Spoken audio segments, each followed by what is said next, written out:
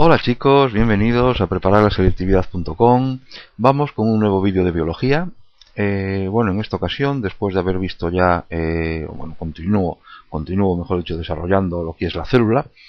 Y después de haber visto la pared celular, voy a comenzar a hablar sobre la membrana plasmática. Van a ser también varios vídeos, ¿vale? Siguiendo un poquito el mismo esquema que seguí con la pared celular en cuanto a composición, funciones, etcétera, etcétera, ¿vale? Entonces, el primer vídeo que voy a hacer es sobre la composición y la estructura de la membrana plasmática, ¿de acuerdo? Bien, con ya las imágenes que tenéis ahí delante, que nos van a servir para acompañar la exposición. Bien, vamos a empezar diciendo un poquito qué es lo que tenemos delante, ¿no? La membrana plasmática, que sepamos que se trata de un complejo supramolecular, ¿vale? Es lo que constituye la envoltura continua alrededor de la célula, y es la que va a separar el medio interno celular del medio externo. No pudo ser determinada, no pudo ser observada hasta la llegada del microscopio electrónico. ¿Por qué? Porque estamos hablando de que su espesor viene oscilando entre los 75 y los 100 angstroms. Por lo tanto, como os decía, hasta la llegada del microscopio electrónico no fue posible identificarla, ¿de acuerdo? Deciros también que por una de sus caras, lógicamente, está conectada con el mundo extracelular y por la otra con el medio interno de la célula. También deciros que no es rígida, ¿vale? En este sentido permite tanto los movimientos de la propia célula como las deformaciones que ésta pueda tener. Es decir, se adapta tanto al movimiento como a la deformación que pueda sufrir la célula. ¿De acuerdo? Bien, entonces, visto esta primera introducción, pequeñita introducción de qué es lo que tenemos delante, vamos ya con realmente lo que es el vídeo, que es la composición y la estructura de la célula. ¿De acuerdo? Bien.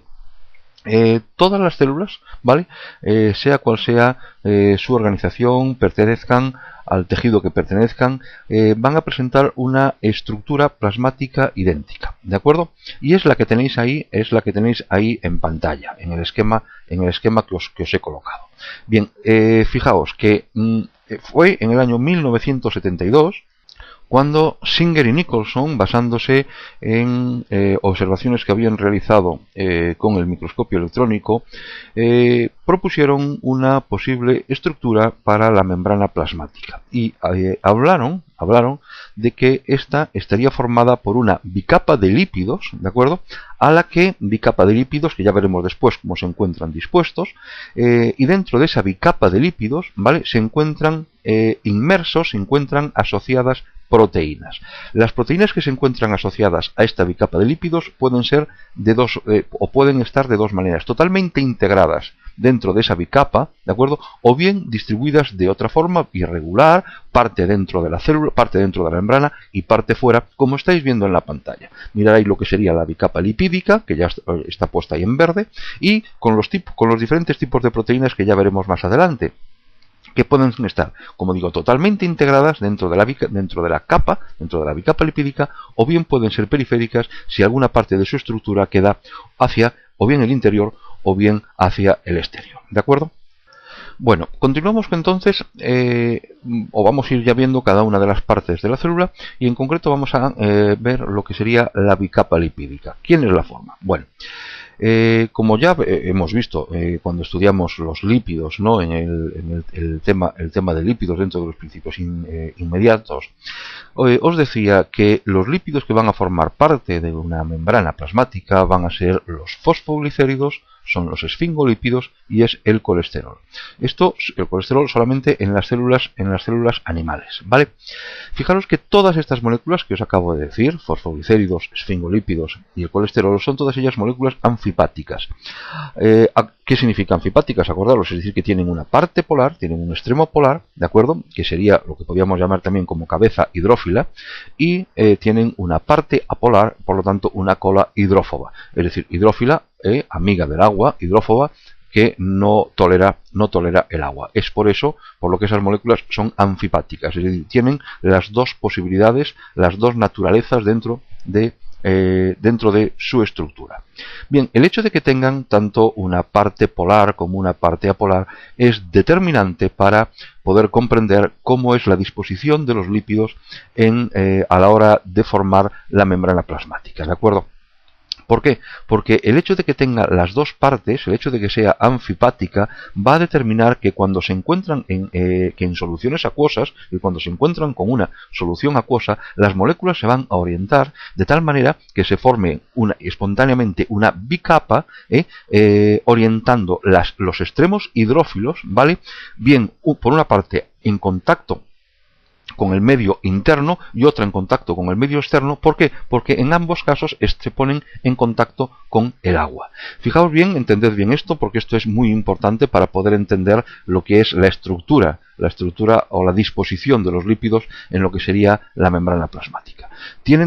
Son anfipáticos, es decir, tienen por un lado una zona polar y por otro lado una zona apolar. Fijaos que la membrana plasmática se encuentra rodeada de agua tanto en el medio extracelular como en el medio intracelular. Por lo tanto, los lípidos, la bicapa, se va a orientar de tal manera que las partes polares se pongan en contacto con el agua, y el contacto con el agua que sería tanto en la zona extracelular como en la zona intracelular. Como estáis viendo ahí en el dibujo, en el esquema, veis que lo que serían las bolas, que es lo que representa las cabezas, se encuentran orientadas tanto hacia el interior como hacia el exterior de la célula, es decir, medio intracelular y medio extracelular. Y lógicamente disponen las partes hidrófobas hacia el interior de la capa. ¿Cómo se mantienen unidas estas partes hidrófobas? Se mantienen unidas mediante interacciones hidrofóbicas, ¿vale?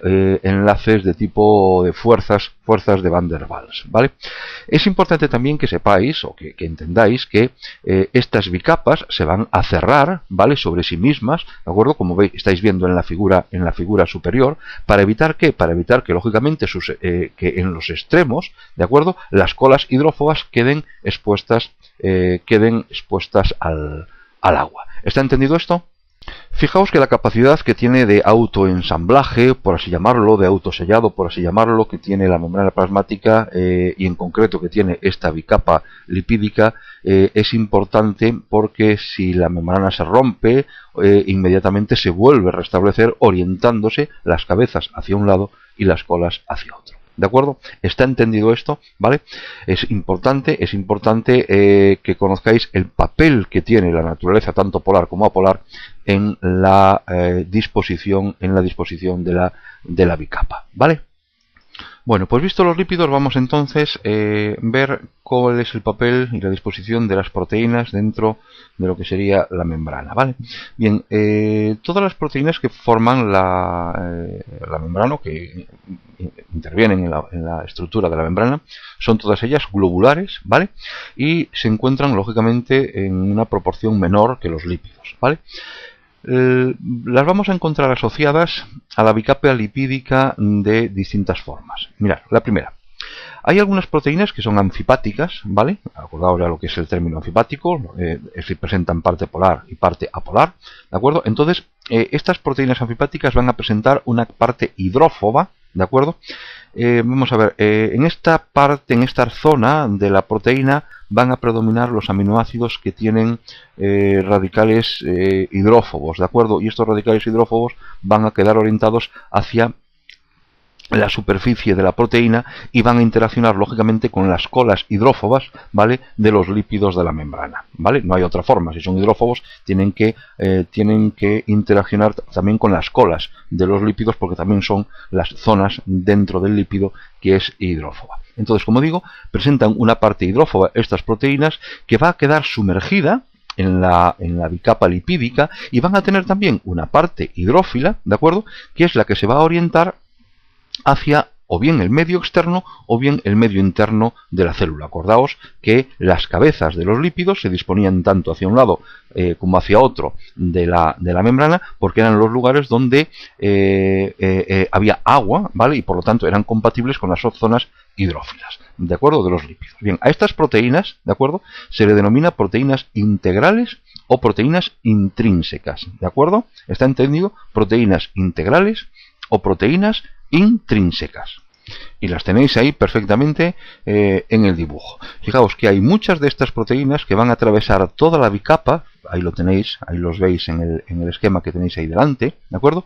Van a atravesar toda la bicapa, ya que van a tener una zona central que es hidrófoba, que es la que queda sumergida en la bicapa lipídica, porque es también la zona hidrófoba de esa bicapa, ¿de acuerdo? Comprendida o que se encuentra entre los polos hidrófilos que se encuentran situados en los bordes de la bicapa. Acordaos, vuelvo a decir, la parte interna, las colas, son las zonas hidrófobas, las cabezas son las zonas hidrófilas. Por lo tanto, estas proteínas, de acuerdo, que atraviesan toda la bicapa y que presentan una parte central que es hidrófoba, se van a colocar, se van a disponer también en el centro de la bicapa porque es la zona hidrófoba, mientras que lo que sería los extremos de la proteína quedarían orientadas hacia las zonas hidrófilas, ¿de acuerdo? Estas proteínas se les conoce como proteínas transmembrana, ¿vale? Algunas de ellas, como estáis viendo ahí en el dibujo, son capaces de atravesar la bicapa incluso en más de una ocasión, ¿vale? También es posible que estas proteínas transmembrana se puedan agregar, ¿vale? Ahí tenéis dos dibujos, tanto justo a la derecha y a la izquierda, se puedan agregar para formar como canales o poros, ¿de acuerdo? Orientando lógicamente sus zonas hidrófobas, a través de los cuales pueden pasar pequeñas moléculas y pequeños iones a través de la membrana, ¿vale? Otros van a actuar como transportadores, uniéndose a una determinada molécula o a un determinado ion para poder desplazarlo o bien hacia el interior o bien hacia el exterior de la membrana.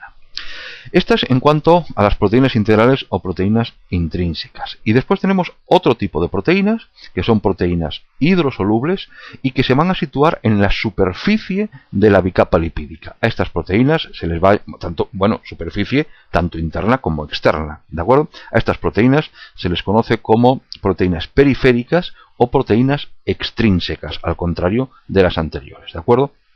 Algunas de ellas se pueden unir a las proteínas intrínsecas y otras se unen directamente a los lípidos, ¿vale? ¿Está entendido?